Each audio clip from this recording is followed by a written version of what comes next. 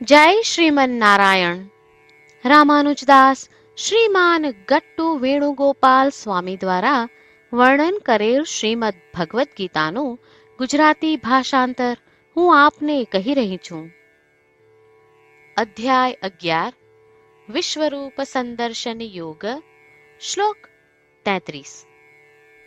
તસ્માત્ ત્વમ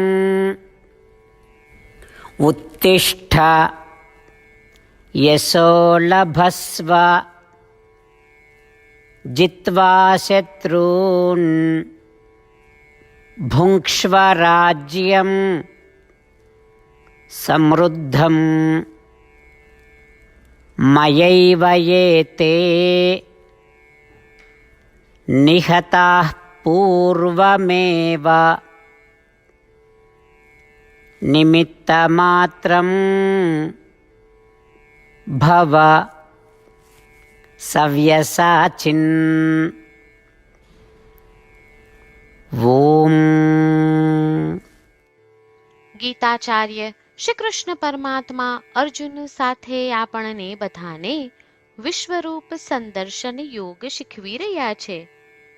પરમાત્મા કહે છે, અર્જુન, તું આ શત્રુઓ સાથે યુદ્ધ કર, યશ પ્રાપ્ત કર, આ સર્વે શત્રુઓનો સંહાર કર અને ઉત્તમ સામ્રાજ્યનો અનુભવ કર. અર્જુન, આ સર્વે રાજાઓ વધ કરવા યોગ્ય હોવાથી મેં સ્વયં માત્ર મારી ઈચ્છા શક્તિથી તેમનો વધ કર્યો છે. તું નિમિત્ત માત્ર છે. તારું માત્ર નિમિત્ત બનવું પણ પર્યાપ્ત છે. આ પ્રમાણે શ્રી કૃષ્ણ પરમાત્મા અર્જુનને યુદ્ધ કરવા માટે પ્રોત્સાહિત કરી રહ્યા છે. શ્રી કૃષ્ણ પરમાત્માએ અર્જુનમાં એક શંકા ઓળખી. એ શંકા શું છે? હે શ્રી કૃષ્ણ, તમે કહ્યું મેં તે સર્વેનો વધ કર્યો છે.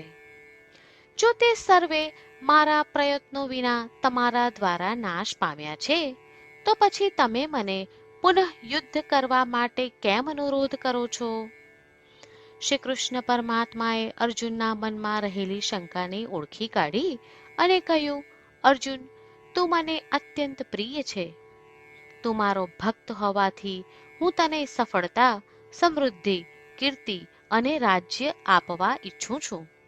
તેથી હું તને પ્રોત્સાહિત કરું છું.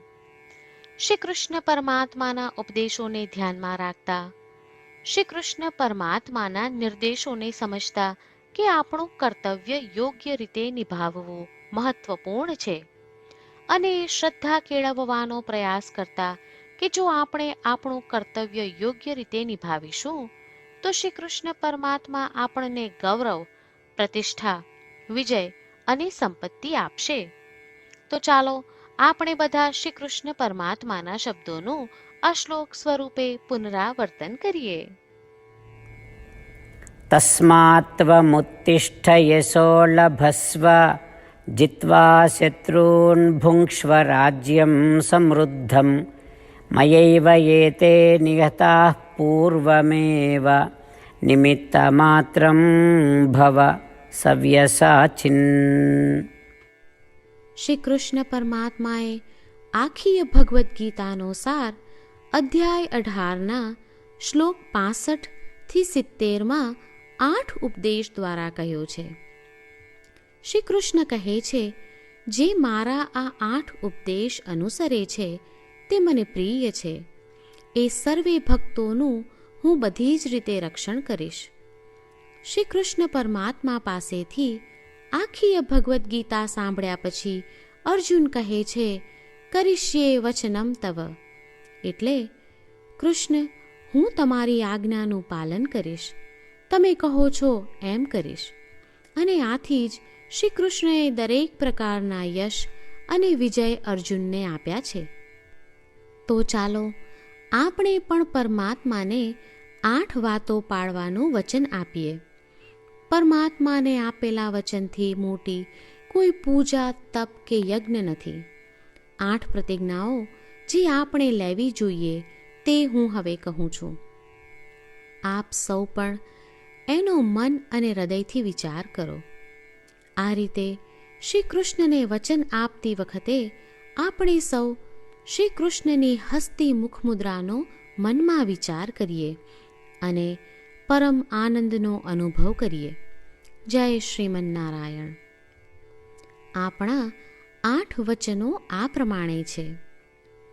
આપણું પહેલું વચન: હે શ્રીમન્નારાયણ, તમારા ઉપદેશ પ્રમાણે હું હંમેશા તમારું ધ્યાન અને ચિંતન કરીશ. આપણું બીજું વચન: હે શ્રીમન્નારાયણ, તમે કહ્યું છે તેમ હું સદાય તમારી ભક્ત રહીશ. આપણું ત્રીજું વચન: હે શ્રીમન્નારાયણ, હું મારા કર્મો તમને સંતોષ થાય તેમ અને તમારી સેવા માટે કરીશ. આપણું ચોથું વચન: હે શ્રીમન્નારાયણ, તમે અનુસરવા કહ્યું છે તેમ મને પૂર્ણ શ્રદ્ધા છે કે હું તમારી છું. હું સદાય મારા હાથ જોડી તમને નમસ્કાર કરીશ, તમારી ભક્તિ કરીશ. આપણું પાંચમું વચન: હે શ્રીમન્નારાયણ, હું તમારા શબ્દો યાદ કરું છું. મામેકમ શરણમ વ્રજ, તમે તમારી શરણમાં આવવા કહ્યું છે. શ્રીમન્નારાયણ, હું માત્ર તમારા જ શરણમાં છું. આપણું છઠ્ઠું વચન: હે શ્રીમન્નારાયણ, આપે કહ્યું છે મા શુચ, તમે અમને આશ્વાસન આપી શોક ન કરવા માટે કહ્યું છે, તો હું દુઃખી નહીં થાઉં, શોક નહીં કરું. આપણું સાતમું વચન: હે શ્રીમન્નારાયણ, અમારા કલ્યાણ અર્થે આપે શ્રીમદ્ ભગવદ્ ગીતા રૂપી આશીર્વાદ આપી અમારા સૌ પર કૃપા કરી છે, તો હું દરરોજ ઓછામાં ઓછો 1 શ્લોક વાંચીશ અથવા સાંભળીશ એવો સંકલ્પ લઉં છું. આપણું આઠમું વચન: હે શ્રીમન્નારાયણ, હું ગીતાના દૈવી શબ્દો એ ભક્તો સુધી પહોંચાડવાનો પ્રયત્ન કરીશ જેઓ ગીતાથી અજાણ છે. હે શ્રીમન્નારાયણ, તમે કહ્યું છે તેમ કરીશ, તમે કહ્યું છે એમ વર્તીશ અને તમારા માટે જ કર્મ કરીશ. શ્રીમન્નારાયણને આપેલું વચન કે દરરોજ તમે કહ્યું છે એમ કરીશું, એ જ એક મહાન પૂજા છે. તો ચાલો આપણે સૌ દ્રઢ શ્રદ્ધા સાથે પ્રભુ પાસે એક સંકલ્પ લઈએ.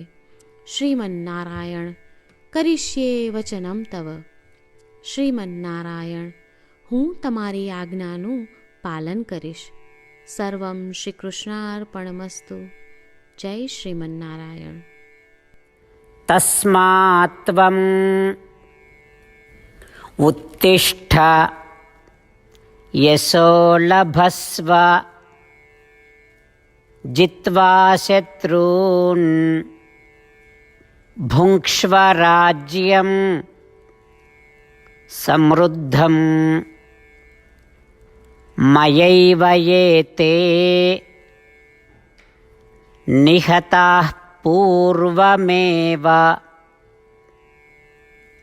નિમિત્તમાત્રં ભવ સવ્યસાચિન. ઓમ તસ્માત્ ત્વમુત્તિષ્ઠ યશો લભસ્વ જિત્વા શત્રૂન ભુંક્ષ્વ રાજ્યમ સમૃદ્ધમ મયૈવ યેતે નિહતાઃ પૂર્વમેવ નિમિત્તમાત્રં ભવ સવ્યસાચિન. જય શ્રીમન્નારાયણ. તમામ ભક્તોને ખાસ વિનંતી: આપણા જીવનની દરેક બાબતોમાં આપણે તાત્કાલિક અને અસરકારક પરિણામો ઈચ્છીએ છીએ. આ પ્રાપ્ત કરવા માટે ચાલો દરરોજ 1 મિનિટ ફાળવીએ અને નારાયણાસ્ત્રમ વાંચીએ. નારાયણાસ્ત્રમ મેળવવા માટે તેની વેબસાઇટ જે www.narayanaastram.org છે તેના પર જાઓ અને રજિસ્ટ્રેશનમાં તમારું નામ અને ઈમેલ આપો. તમે આપેલા ઈમેલ પર તમને નારાયણાસ્ત્રમ PDF પ્રાપ્ત થશે. PDFમાં રામાયણનો 1 શ્લોક, ગીતાનો 1 શ્લોક અને એક વિષ્ણુ નામ છે. આ 3ને નારાયણાસ્ત્રમ કહેવામાં આવે છે. દરેક વ્યક્તિને આ શ્લોકોનું અલગ અલગ સંયોજન પ્રાપ્ત થાય છે. જ્યારે દરેક વ્યક્તિ 24,000 ભક્તો સાથે તેમના નારાયણાસ્ત્રમને દરરોજ વાંચે છે અથવા સાંભળે છે, ત્યારે સમગ્ર રામાયણનું 1 વાર પારાયણ, શ્રીમદ્ ભગવદ્ ગીતાનું 33 વાર પારાયણ અને વિષ્ણુ સહસ્ત્ર નામનું 24 વાર પારાયણ રોજ પૂર્ણ થાય છે. આ એક અદ્ભુત અને અસાધારણ પરિણામ છે. તેથી તમે અને તમારા પરિવારના સભ્યો તરત જ વેબસાઇટ પર જાઓ અને તમારું નારાયણાસ્ત્રમ મેળવો. જય શ્રીમન્નારાયણ.